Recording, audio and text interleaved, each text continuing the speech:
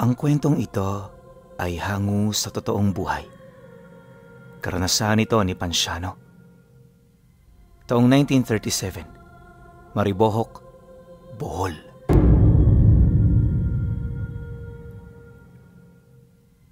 Noong mga panahong ito, nasa edad 19 anyos si Ponciano. Kasalukuyan siya noong naninirahan sa kanyang mga magulang sa baryo ng Aghaw.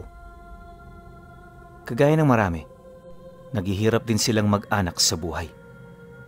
Ito ang dahilan kung bakit tumanda si Ponciano nang walang pinag-aralan.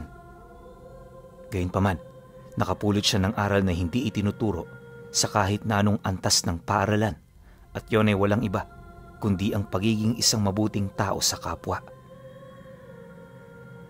Ayon sa kanya pinuno, na noong hindi pa nagsisimula ang ikalawang pangdaigdigang digmaan, naninirahan sila noon sa isang lupang hindi nila pagmamay-ari. Malapit ito sa Nyugan, at kaya lang naman sila rito pinahintulutang tumira ay dahil sa naging katiwala ang tatay niya. Maliban din sa pagbabantay at pangongopra, wala na itong ibang ginagawa. Yun ang akala ng maraming tao sa kanilang baryo. Lingid kasi sa kaalaman ng mga ito, ang tatay niya ay merong bukod tanging kakayahan. Sa pamamagitan ng ilang pirasong barahang hawak nito, nagagawa nitong malaman ang hinaharap ng isang tao. Napakagandang abilidad kung iisipin. Ang kaso lang, hindi ito ginagamit sa kanila ng tatay niya. Kung siya lang kasi ang masusunod, abay gusto niya talagang malaman ang kanyang hinaharap. Noong una medyo naiintindihan niya pa, pero habang tumatagal, dito niya napapansin na ang mga taong ginagamitan nito ng kanyang karunungan, purong mga taong kaaway nila. Hindi mawari ni Ponciano kung bakit ito ginagawa ng tatay niya, ngunit may mga agam-agam na siya. Nakesyo, gusto nitong makita ang pagbagsak ng mga taong yun sa hinaharap, ang pagkamatay ng kanilang pamilya, at kung ano-ano pang kamalasang pwedeng dumapo sa kanila. Akala niya talaga yun ang rason sa lahat ng kanyang mga katanungan, pero noong tumungtong ang taong ito, lahat ng kanyang inaakala ay bigla na lamang nagbago. At nangyari ito noong minsan silang magkausap ng tatay niya. Base sa kanyang pagkakatanda, hapon noon at kakauwi niya lang sa pagsasaka. Pagpasok niya sa loob ng bahay, nadatnan niyang wala roon ang kanyang ina at mga kapatid. Sa labas pa lang kasi, alam na niyang wala ang mga ito dahil yung mga tsinelas nun hindi niya nakita sa harapan ng kanilang pinto. Matapos naman niya itong masipat, agad naman siyang pumasok. Nagmamadali kasi siya noon, gawa ng meron siyang pupuntahan. Subalit, pagdating niya sa sala ng bahay nila, nadatnan niya ang tatay niya na nakaupo habang nakaharap sa mga barahan nitong itinusok sa mga piraso ng walis tingting. Nakalagay din ang dulo nito sa mga butas na naroon sa mesa, kaya ito nakakatayo. Dahil sa kanyang mga nakita, agad naman siyang napalapit. Medyo naintriga noon si Ponciano, lalo pat kapag ginagawa yun ng tatay niya, hindi ito gumagamit ng walis. Makalipas pa ang ilang minuto, nang mapansin naman ito ang kanyang presensya, dito na nito dahan-dahang ibinaba ang hawak nitong baraha. Kung hinahanap mo ang ina at mga kapatid mo, wala sila rito. Inutusan ko silang mamasyal na muna sa baryo, kaya mamayang gabi pa yun uuwi. Seryosong wika nito sa kanya habang nakatingin sa mga baraha. Ganun ba tay? Sige lang ho, wala naman ako sa kanilang kailangan eh. Nga pala tay, kakaiba tong ginagawa nyo ngayon . Sino naman ho ang inaalam ninyo ang hinaharap? Parang nagiging madalas atang paggamit nyo sa mga barahang to . Sagot naman niya rito. Dahil sa kanyang sinabi, dito na tuluyang napatingin sa kanya ang kanyang ama. Pagtitigan nilang dalawa, bahagya naman siyang napatahimik, gawa ng yung mga mata nito parang naninindak. Hindi yun nagsasalita pero ramdam niya ang matinding galit na namumutawi sa mata ng tatay niya. Maya-maya pa, muli itong nagsalita para masagot ang kanyang mga katanungan. Hindi ito ginagamit para tumingin ng hinaharap ng isang tao. Ang ginagawa ko ngayon, anak, ay para sa ikakawasak ng mga kaaway ng ating pamilya. Batid mo naman ang nangyari noong mga nagdaang araw sa Nyugan, hindi ba? Kahit siya nagmamay-ari ng lupang ito, hindi ako papayag na basta-basta nilang yuyurakan ang aking pagkatao. Sapagkat ang aking paninindigan at kahihiyan, hindi kayang bayaran ng kahit na ano. Seryosong wika nito. Nang marinig naman yun ni Panciano, medyo naintriga siya kasi itong unang beses na gumamit ng ganoong aral ang kanyang ama. Dala ng kuryosidad, pasimple siya roong lumapit at sumilip sa mga barahang ginagamit nito. Pagdungaw naman niya sa mga mukha ng barahang yon, laking gulat na lamang niya nang masipat niya ang mga demonyong nakaukit dito. May mga Latin din itong salita sa ilalim na nangangahulugan ng kamatayan, salot, paghihinagpis at walang hanggang kamalasan. Dagdag pa niya na nasa 12 lang din ang mga barahang yon, pero lahat ng mga nilalang na nakaukit dito, pawang kakaiba sa lahat ng mga demonyong minsan na niyang nakita sa loob ng libro. Paglalarawan niya sa mga ito, may nilalang doong kahawig ng babaeng ikakasal, ngunit ang mukha nito parang naaagnas na. May mahaba rin itong mga kuko, tapos yung manipis na telang pantakip sa ulo nito, merong mga daliring nakalaylay. Nakalabas din ang ngipin ng nilalang na ito, tapos may mapupula itong mga mata. Maliban din sa nilalang na yon, may nakita pa siyang malaking lalaki na may hawak na karit ng kamatayan. Meron ding mga taong nakabigti at sa likod ng mga ito may 9 na tabak na nakatarak. Hindi niya mawari kung ano ang ibig sabihin ng mga nilalang na nakaukit sa baraha, subalit isa lang ang nasisiguro niya. Nagdadala ito ng matinding panganib sa sino mang gagamitan nito ng tatay niya. Matapos naman niyang masilayan ng lahat ng yon, nawala bigla sa isip niya ang kanyang pupuntahan. Mas pinili niyang manatili sa tabi nito upang masaksihan ang mga susunod pa nitong gagawin. Ilang segundo pa ang lumipas, inilapag ng tatay niya sa mesa ang 2 baraha na hawak nito. May mga sinambit din itong dasal bago ito tuluyang umangat sa mesa kahit hindi yun ginagalaw. Huli na nang nakita niya ang piraso ng walis tingting na dumikit sa likod ng baraha. Nang mailatag niya na roon ang 12 baraha, kumuha ito ng uling para mag-ukit ng mga simbolo sa mesa. Dahan-dahan itong ginagawa ng tatay niya habang sinasabayan ng mga orasyon na hindi naman niya maintindihan. Pagkatapos nito, lahat ng walis tingting na dumikit sa mga baraha biglang nilamon ng baga hanggang sa mawalan na ito ng tibay. Nang bumagsak naman ang mga baraha sa mesa, umihip ang malakas na hangin na sinabayan ng mga bulong ng orasyon. Gulat na gulat noon si Panciano sa kadahilan ng papaano magkakaroon ng malakas na hangin sa loob ng bahay nila, gayong nakasarado ang lahat ng bintana. Ayon sa kanya, na sa sobrang lakas ng ihip, halos masira nito ang pintuan nilang nakasarado. Pagbalik naman ng katahimikan sa lugar, isa-isa nang kinuha ng tatay niya ang mga baraha para itago. Bago rin ito umalis sa kanyang tabi, pinaalalahanan siya nito na iwan sa lugar na yon ang mga nakita niya. Sa ngayon, anak, mas ikakatuwa ko kung wala ka munang pagsasabihan. Atin-atin na muna ito hanggat wala pang resulta sa mga ginawa ko. Nagkakaintindihan ba tayo? Oho, tay. Makakaasa ho kayo. Takot na sagot naman niya rito. Dumaan pa ang mga araw. Balik normal na ang mga kaganapan sa kanilang tahanan. Yung tatay niya, hapon na akong umuuwi dahil sa dami ng mga ginagawa nito sa Nyugan. Akala nga noon ni Panciano, hindi umepekto ang mga ginawa nito, kaya di na halos ito sumasagi sa isip niya. Ngunit, pagkaraan lang ng 2 linggo, nabalitaan nilang bigla ang pagkamatay ng anak ng may-ari ng lupa kung saan sila nakatira. Napaka-misteryoso ng pagkamatay nito. Gawa ng ayon sa pamilya, pinasok ito sa loob ng bahay nila ng isang nilalang na hindi nila mawari kung ano.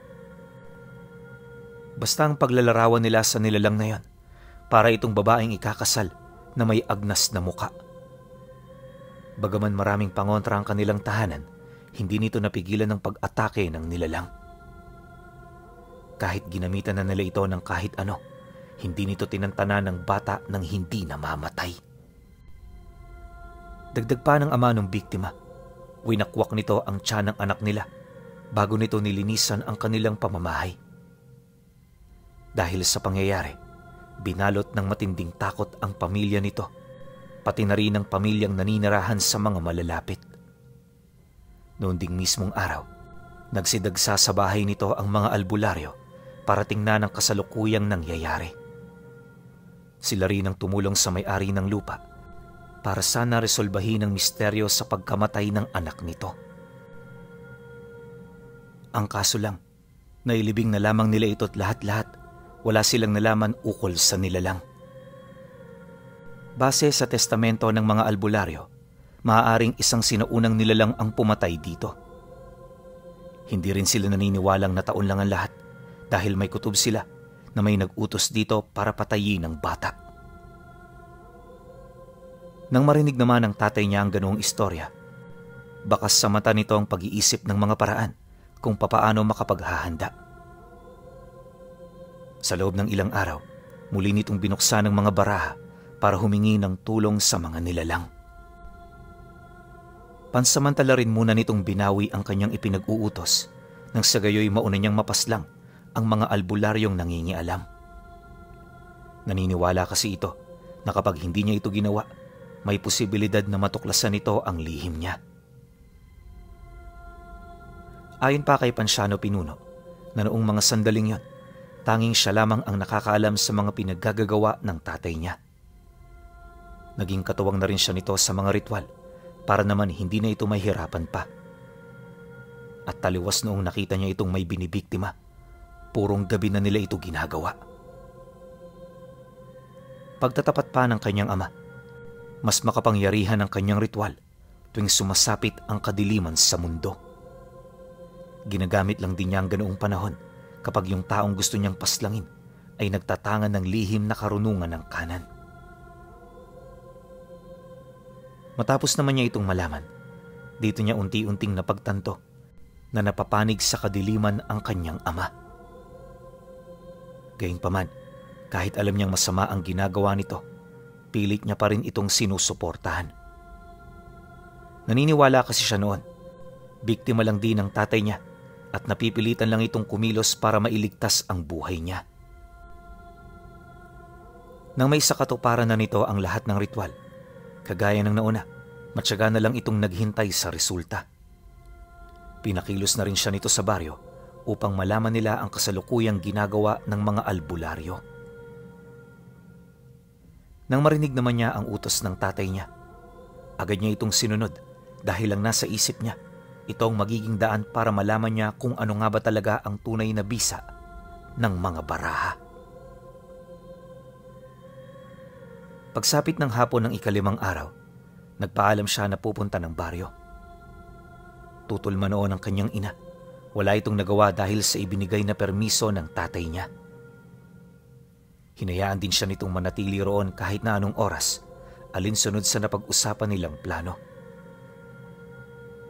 Nang marinig naman niya ang tungkol dito, dali-dali naman siyang umalis. Para hindi naman siya paghinalaan ng mga kakilala nila, dumaan siya sa bahay ng kaibigan niya. Dito siya nagpalipas ng gabi at nung masiguro niyang kokonti na lamang ang mga tao sa labas, nagpasya na siyang magpaalam sa pamilya nito para umuwi.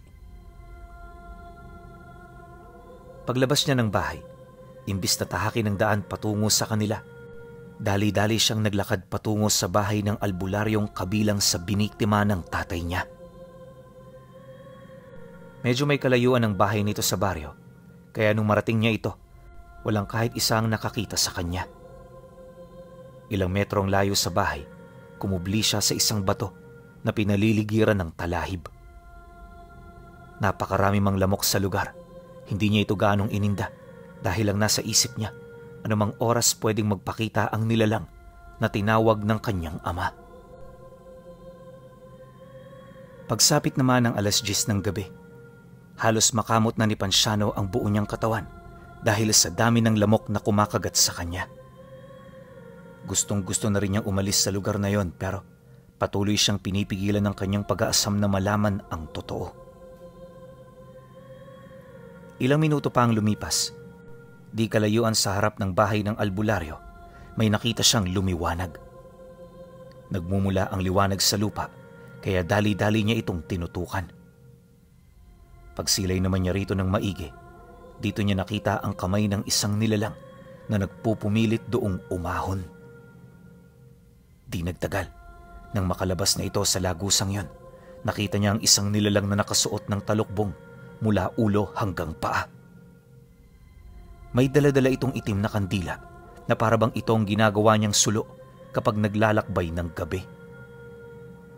Hindi lang yon, punong-puno rin ng kadena ang buong katawan nito. Animoy sinadya itong gapusin para hindi na makawala. Noong una rin niya itong makita, inakala niyang ordinaryong tao lang ito na may malalim na aral ng kaliwa.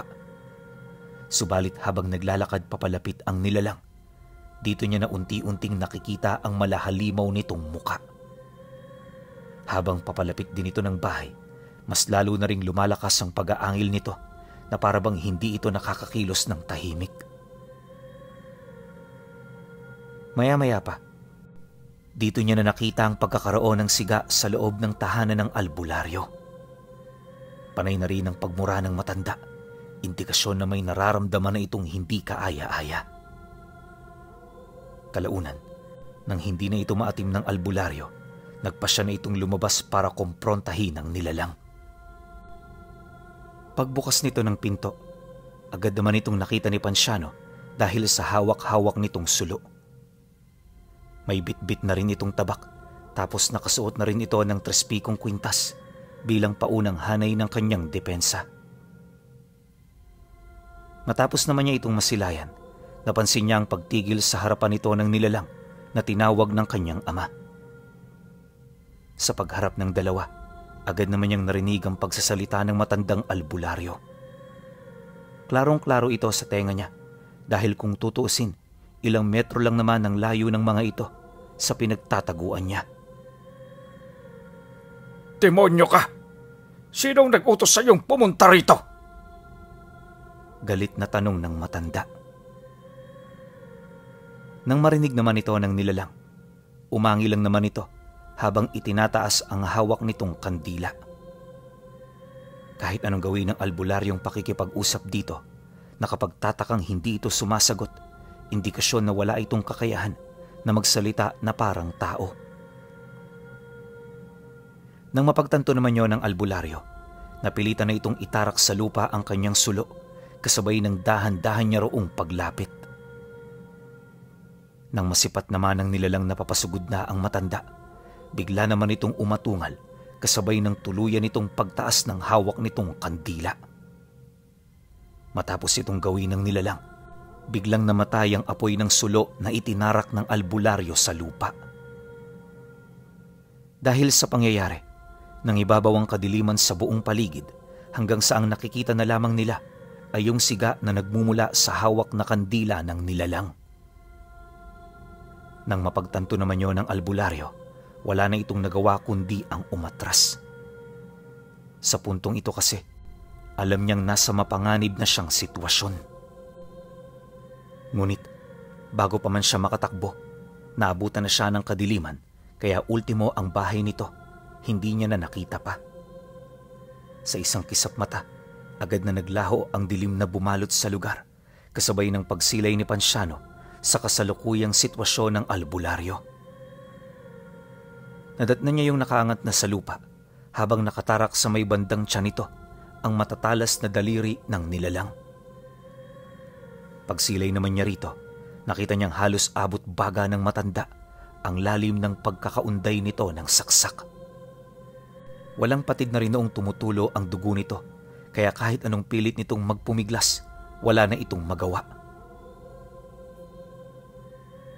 Maya-maya pa, tuluyan na ring nabasag ang trespiko nitong suot-suot, indikasyon na tuluyan na itong natalo ng nilalang.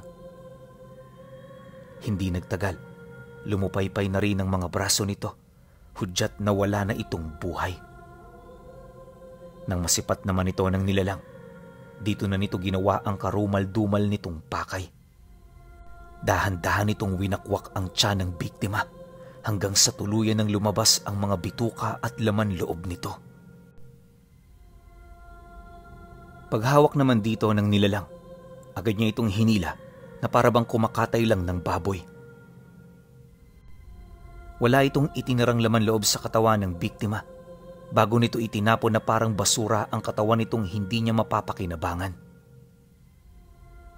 Matapos niya itong gawin, umalis ito na parabang walang nangyari. Pagbalik nito sa lagusan, agad namang nawala ang kakaiba nitong amoy na sumasabay sa hangin. Pagtahimik ng paligid, dali-dali namang umalis itong si Ponciano para umuwi. Pagbalik niya sa kanila, nadatnan niya ang tatay niya na kasalukuyang nananabako sa labas ng bahay nila. Malaliman ng gabi, di pa rin ito inaabot ng antok na parabang meron itong hinihintay. Pagsilay naman ito sa kanya, agad naman siya nitong sinalubong. Di pa man siya nakakapasok sa bakuran ng bahay, kitang-kita na niya ang abot tengang ngiti ng kanyang ama. Kahit hindi ka magsalita, anak, alam kong nakita mo ang dapat mong makita. Kumusta naman siya? Nagulat ka rin ba sa kapangyarihan niya? Bungad na wika nito. Nang marinig naman niya ang sinabi ng kanyang ama, tulala lang naman siyang nakatitig dito habang patuloy pa ring inaalala ang wangis ng nilalang na madalas lang niyang masilayan sa mga barahan nito. Ilang minuto pa ang lumipas nang wala na silang mapag-uusapan, agad naman silang pumasok sa loob. Sa kasagsagan ng paglalakad, nabanggit ng kanyang ama na kinakailangan nilang maging maingat sa mga pag-uusap nila kapag nasa labas sila ng bahay. Dagdag pa nito na may mga napapansin na itong nagmamasid sa kanilang lugar at kung hindi ito nagkakamali, ipinadala yon ng mga albularyo. Dahil sa sinabi nito, tumangulang naman itong si Ponciano. Hindi na siya nagsalita, lalo pat alam naman niya kung ano ang mga nangyayari sa paligid. Pagpasok nila sa loob, dumiretso sila sa isang silid na walang natutulog. Akala niya kung ano lang ang gagawin nila roon, kaya naman tahimik lang siyang sumunod. Ngunit nang marating nila ang loob nito, nakita niya ang isang malaking hukay sa sahig. Wala siyang ideya kung para saan yon, kaya habang papalapit sila, mas lalo niyang tinatalasan ang kanyang paningin. Maya-maya pa, nang masipat na niya ang ilalim na bahagi ng uka, dito niya nakita ang isang labi ng babaeng hindi naaagnas ang katawan. Nakasuot ito ng sayang puti, tapos purong puti rin ang mahaba nitong buhok. Gapos na gapos din ito ng kadena at sa parte ng ulo nito may matalas na karit na animoy yon ang pumipigil sa matanda na kumilos kahit ito ay patay na. Sa paligid din kung saan ito nakahimlay, may mga nakita siyang kalansay ng mga sanggol at iilang mga gamit na ubod na ng luma. Sa puntong yun, wala na siyang ideya sa mga nakikita niya. Tanong rin siya ng tanong sa tatay niya kung bakit may mga bangkay sa loob ng bahay nila, pero hindi na ito nagsasalita. Basta, nakatingin lang ito sa labi habang nagdarasal. Ilang segundo pa ang lumipas. Humingi ng tawad sa bangkay ang tatay niya bago niya ito dahan-dahang tinabunan. Matapos nun, lumabas na sila ng silid para tumungo sa kanilang mga pahingahan. Kahit marami pa siya noong itatanong, hindi na siya nakapagsalita, gawa ng yung tatay niya parang napakalayo ng mga iniisip. Kinabukasan, siya ang pinakaunang nagising sa mga kapatid niya. Paputol-putol kasi ang pagpapahinga niya, gawa ng may mga pagkakataong binabangungot siya ng kanyang mga nakikita. Pagsapit naman ng umaga, matapos nilang magawa ang mga gawaing bahay, agad naman siyang tumungo ng bundok. Habang abala siya sa pagsasaka, ang kanyang ama naman noon ay nagbabantay sa mga nangongopra sa lupa ng amo nito. Kinahapunan, pag-uwi niya sa kanila, wala siyang napansing kakaiba. Inakala niyang isang ordinaryong araw lang ito para sa kanilang pamilya, pero ilang minuto bago sumapit ang dapit hapon, dumating ang 2 bantog na albularyo na siyang pangunahing nanggagamot sa kanilang lugar. Pagsilay dito ng kanyang ama, agad naman yung lumapit sa 2 kahit hindi pa ito nakakapasok sa loob ng bakuran nila. Nang masipat naman yun ni Panciano, agad naman siya roong sumunod para makiusyoso. Hanggat maaari, hindi siya nagpakita ng kahit na anong kahina-hinalang kilos upang hindi sila nito mapagdudahan. Ang kaso lang, nung makausap na ito ng kanyang ama, biglang inilahad ng 2 ang pambibintang nito sa kanilang pamilya ukol sa nangyayaring patayan sa hanay nila. Mariin din itong inilahad, wala na silang ebidensyang kinakailangang ipakita dahil bulgar na ang kilos ng tatay niya.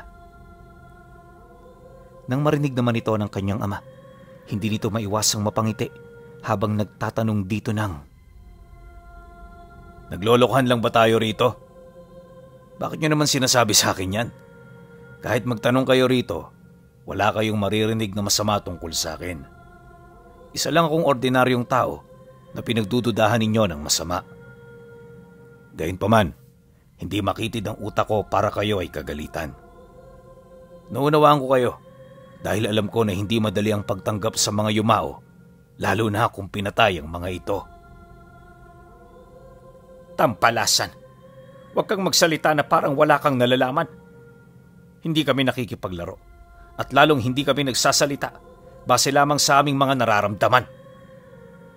Meron kaming mga batayan para puntahan ka rito at para abisuhan ka ukol sa naghihintay sa iyong parusa. 2 lang ang pwede mong gawin. Sumuko ng mapayapa o patunayan mo kung sino ka nga bang talaga." Matapang na sagot naman ng isa sa mga ito. Dahil sa sinabi nito, bigla namang kumunot ang noo ng ama ni Panciano. Sa puntong ito, para bang tinatanggap na niya ang lahat ng paratang na ipinupukol sa kanila. Ilang minuto pa ang lumipas. Dito na rin ito ipinakita ang totoo nitong kulay. Sa kasagsagan ng pananalita ng 2 albularyo, nagsimulang tumawa ang kanyang ama na parang nasisiraan ng bait. Hindi na rin ito pinakinggan ng mga sinasabi ng kausap niya hanggang sa napilitan na itong manahimik. Nang mapansin naman yon ng kanyang ama, muli itong umisi habang nagwiwika sa mga ito ng, "Ano naman kung ako nga ang pumatay sa kanila? Bakit? May magagawa ba kayo? Hindi nyo na mababago ang kapalaran kahit ang mga mangyayari sa inyo." Pagkasambit naman ito ng tatay niya, bigla naman itong tinigalpo ng albularyo.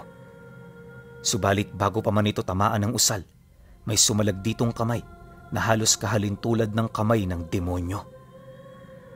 Pagsilay naman ng 2 sa likuran nito, nakita nila ang nilalang na nakasuot ng pangkasal na kasuotan. Pagtitigan naman ng mga ito, bigla namang umatungal ang nilalang na yon bago ito tuluyang maglaho. Dahil sa pangyayari, napilitang umalis ang 2. Dali-dali itong lumayo, tapos kahit malayo na ito sa kanila, hindi na ito nakalingon pa pabalik. Pagtahimik naman ng paligid, tinanong niya ang kanyang ama ukol sa mga mangyayari sa kanila, gayong alam na ng mga ito ang kanilang ginagawa. Akala niya lilikas sila, pero mariin itong pinanghawakan na hindi sila tutungo sa kahit saang lugar. "Hanggat nasa akin ang labi na ipinakita ko sa iyo kagabi, hinding-hindi mo ko matatalo. Ito ang pinagmumulan ng kapangyarihan ko, kaya hindi ako mapapagod o manganganib kapag kinakaharap ko ang grupo nila. Mamayang gabi at sa mga susunod, Mauunawaan mo ang mga sinasabi ko sa iyo ngayon dito. Pagkalahad naman ito ng tatay niya, agad naman silang bumalik ng bahay.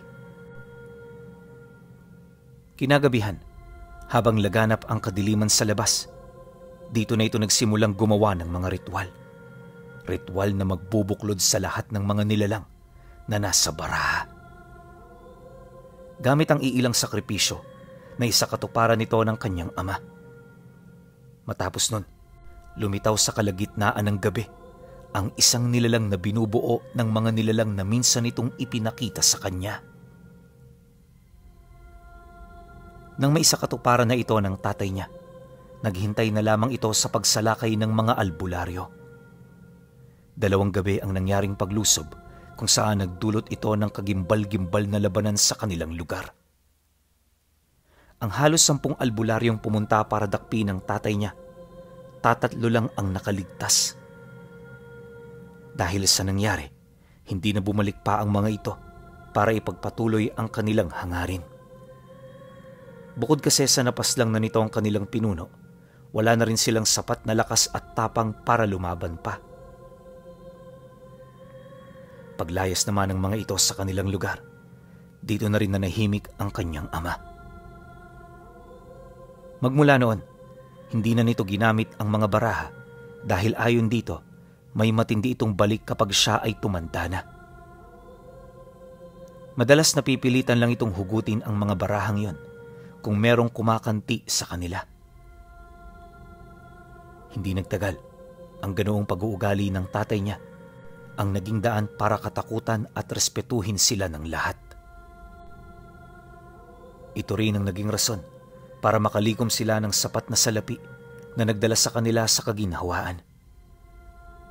Subalit lahat ng pagal at sakripisyo nito naglahong parang bula nung sumapit ang 2 digmaan. Nakaligtas pa rin naman ang pamilya nila sa gulo, pero yung mga ari-arian nila nawala sa kanila. Lumipat na rin sila noon ng lugar kung saan doon na tumanda at namatay ang ama niya na minsang nakipaglaban sa hukbo ng mga albularyo kontra sa mga nilalang ng baraha.